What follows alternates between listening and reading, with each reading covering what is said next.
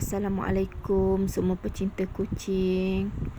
Mesti anda yang selalu menonton tahu dan kenal ni siapa ya. Ini Ibu Laci. Ibu Laci ni macam yang anda tengok sebelum-sebelum ni, dia adalah kucing yang sangat susah nak pujuk, liar ya. Jadi walaupun Ibu Laci ni sebenarnya berada di dapur. Saya letak sangkar dia dekat dapur ya. Hari-hari dia tengok saya, hari-hari saya tengok dia. Jadi nak bagi dia biasakan diri, nak suruh dia suka, kita letak makanan hari-hari, cuci sangkar dia, tapi dia masih lagi belum boleh terima kita ya. Ibu Laci ni belum boleh terima saya sebagai tuan dia. Walaupun tengok dia garang, masih lagi garang. Dah sebulan lebih.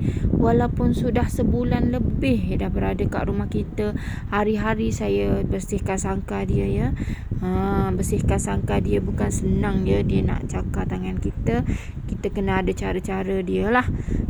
Lepas tu makanan pun kita letak hari-hari dengan keadaan yang berhati-hati, sebab dia nak cakar, dia akan terkam tangan kita hari-hari. Tapi dia masih lagi belum boleh terima dia ada tuan ya. Macam tu. Jadi kesian, saya rasa kesian tengok keadaan dia. Sampai bila dia nak duduk dalam sangkar sempit ni. Bila saya buka pintu, dia akan lari-lari, dia takut. Jadi susah kita akan nak bawa dia dalam sangkar balik. Dia akan terkam situ sini kan. Tapi bila duduk dalam sangkar ni, dia sangat bagus ya. Ibu Laci ni duduk dalam sangkar dia bagus. Maksud saya, dia tak pernah korek-korek sangkar, cuba nak keluar, nak lari ke. Tak, dia duduk diam saja. Kita letak makanan, dia pun duduk makan terus. Ni kalau anda tengok, sekarang ni saya pakai sarung tangan. Sarung tangan ni sepatutnya kita letak nak bakar kek dalam oven, tapi kita nak bawa sangkar Ibu Laci ni, kita takut dia terkam tangan kita. Nak bawa pergi mana? Saya nak letak dia dalam sangkar besar, sebab terlalu kesian dia duduk kat sini, sempit sangat ya. Okey, saya dah bawa dia ada kat luar ya. Saya kesian kat dia. Dah lama dia duduk kat situ. Okey, kita letak kat kawasan luar dah ni. Okey, saya nak cerita sikit pasal Ibu Laci ni. Ibu Laci ni asal dia pada suatu malam. Ni saya nak letak dalam ni sangkar besar yang dah uzur ni ya. Ni bukannya sangkar yang elok. Sangkar ni dah lama. Jadi saya harap Ibu Laci boleh duduk dengan tenang lah dekat sini. Dekat sini lebih luas, ada kawan-kawan. Harap-harap dia gembira lah. Sebab kalau kita tengok, saya letak dalam sangkar kecil tu, dia tak cuba korek-korek ataupun ada langsir kat belakang tu pun dia tak ada cuba cakar-cakar kain tu sampai renyuk-renyuk ke, tak ada ya. Harap letak dalam ni pun dia boleh terimalah, duduk diam tak korek, sebab sangkar ni uzur. Kalau dia korek-korek kejap je boleh keluar ya. Ni letak macam atap-atap ni untuk halang daripada hujan lah. Hujan tepias kadang-kadang tu kita letak macam ni sajalah. Saya bukannya shelter yang mahal-mahal tu, bukan. Yang kaya-kaya nak buat shelter besar-besar, tak ada. Saya pelihara kucing secara kampung, secara dalam kampung. Rumah saya sukarela, tak ada bantuan daripada mana-mana perbadanan apa-apa, tak ada ya. Memang sendirian berhad.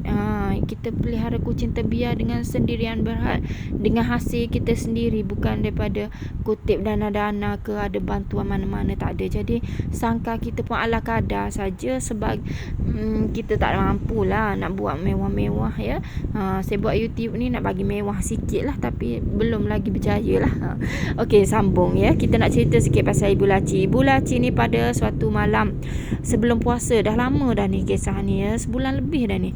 Suatu malam ada seorang tu datang bawa kucing ni. Saya tak kenal orang tu ya. Dia datang 2 orang. Seorang saya kenal, iaitu mak orang tu, sebab dia duduk kat kampung ni juga. Anak dia tu saya tak kenal, dia bukan duduk dekat kampung ni ya.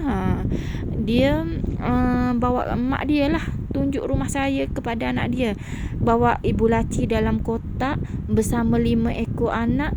Lepas tu 5 ke 4 tak ingat ada, sebab anak dia dah mati, tinggal satu lagi anak dia yang masih sihat ya. Masa tu dia bawa kotak tu, atas kotak tu dia tekap dengan plywood, dia ikat dengan tali. Dia bawa macam tu ya.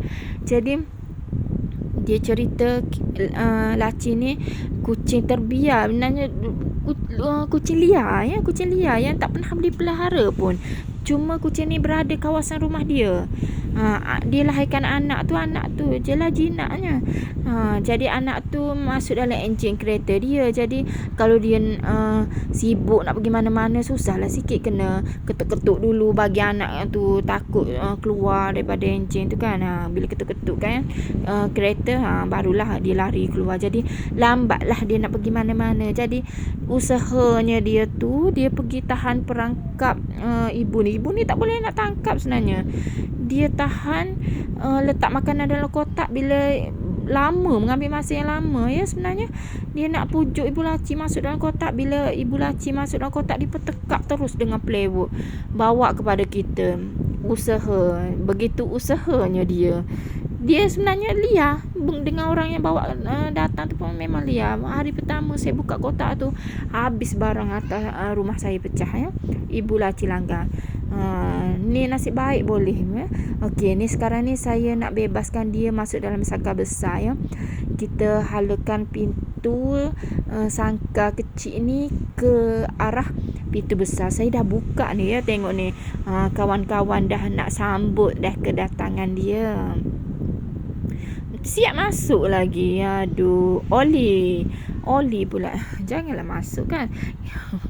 Tengoklah tu Yen pun nakal. Kita buka nak suruh ibu laci keluar, dia pula yang masuk. Ibu laci ni jangan haraplah kita nak ambil pegang dia, nak letak dalam sangkar, tak boleh ya. Kita kena tunggu dia keluar sendirilah. Sebab habislah tangan kita kalau kita cuba pegang dia ya. Sebab itulah saya fikir sekali, orang tu yang bawa tu kan, macam mana lah agaknya dia pegang, rupanya bukan dia pegang ya. Garang macam ni. Dia pun tahan perangkap. Dia letak kotak, dia letak makanan dalam kotak. Bila ibu laci ni masuk, dia pop, tekap cepat-cepat. Suami dia buat, dia cakap. Lalu bawa kepada kita. Kalau bawa kepada orang lain dah lama dah. Laci ni terlucut. Sebabnya buka aja kotak tu, terus litapukan dia lari.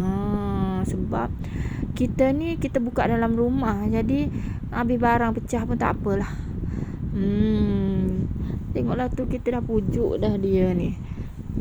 Sejak daripada dia duduk dengan kita hari tu, duduk dalam sangkar ni, kita kesian lah, sempit. Dia pun nak jalan juga, tapi kita bimbang ya. Kita bukan niat nak dera dia, tapi kita dah fikir terbaik untuk dia. Kalau saya bebaskan dia, memang sampai bila-bila saya tak boleh tangkap dia. Sebab hari-hari kita duduk tengok, duduk cuba pujuk dia pun, dia masih lagi belum terbuka hati lah nak terima kita ni. Jadi saya letak dalam sangkar besar ni untuk buatkan dia lebih gembira. Sebab dalam ni ada kawan-kawan, dia boleh kawan-kawan kan. Lepas tu luas, dia boleh jalan-jalan, dia boleh melompat. Ada dalam sangkar ni kita ada buat rak-rak tempat untuk kucing lepak-lepak kan, tinggi-tinggi. Dia boleh lompat. Lepas tu yelah, macam tu je lah. Boleh jalan-jalan lah. Cuma saya harap dia tak korek-korek ni sangkar ni, dah uzur. Kalau dia cuba korek-korek nak larikan diri macam tu, memang senang saja. Petik jari, macam petik jari senangnya. Dia boleh keluar daripada sangkar ni. Ni semua kucing yang duduk dalam sangkar besar ni yang bagus-bagus. Tak ada pun yang korek-korek ya. Cuba anda tengok tu. Ibu tamu. Sebelah dia tu ibu tamu. Ibu tamu bagus. Duduk 2 hari dah boleh bebas dah.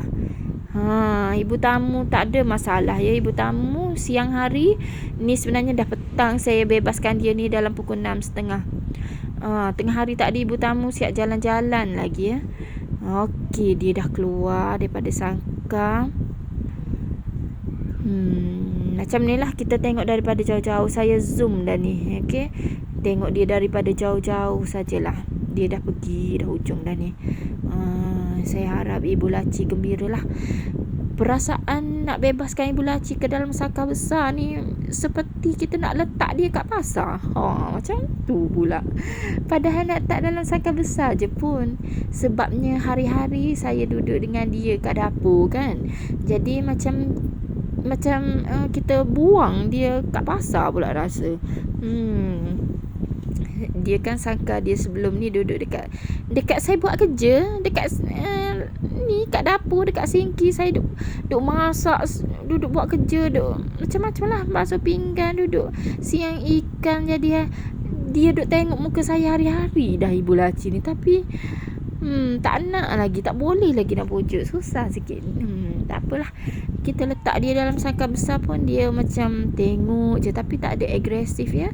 Tak ada pun cuba macam langgar situ langgar sini nak cuba lari, tak ada. Dia diam ya. Jadi okeylah, lulus lah dia duduk dalam sangkar besar ya.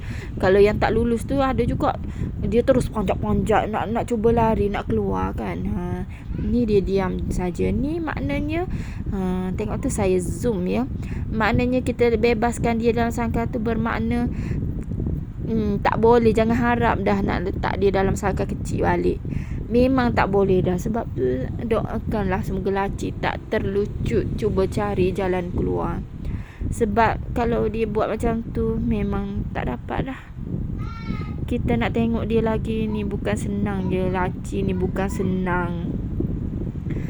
Aduh, okeylah kawan-kawan ya, saya nak ucap terima kasih lah. Doakan semoga Ibu Laci ni happy lah duduk kat sini. Semoga dia tak stres. Sebab dia duduk dalam sangkar kecil tu dia okey saja, tapi kadang-kadang nampak dia stres. Dia panggil anak dia, kan ada satu lagi anak dia yang hidup. Dia panggil anak dia, dia rindu kan. Anak dia bebas je, anak dia boring nak duduk dalam sangkar macam tu. Dia nak melari-lari, melompat-lompat. Jadi bila anak dia duduk kat luar, dia panggil. Bila kita letak, dia marah pula kat anak dia. Macam tu. Okey, bila masuk dalam rumah kat dapur, tengok kosong dah kat sini, rasa sedih pula. Sebab hari-hari kita duduk tengok dia ya. Dia pun tengok kita hari-hari juga. Bila tengok kosong dah Laci. Inilah tempat Laci duduk. Kain merah ni tak pernah pun dia tarik ya. Maknanya bagus juga dia ya. Okeylah, saya nak ucapkan terima kasih kepada anda semua yang selalu menyokong kami, yang selalu menonton channel kita yang tak seberapa ini ya. Okeylah, jumpa lagi kawan-kawan ya. Okey, bye.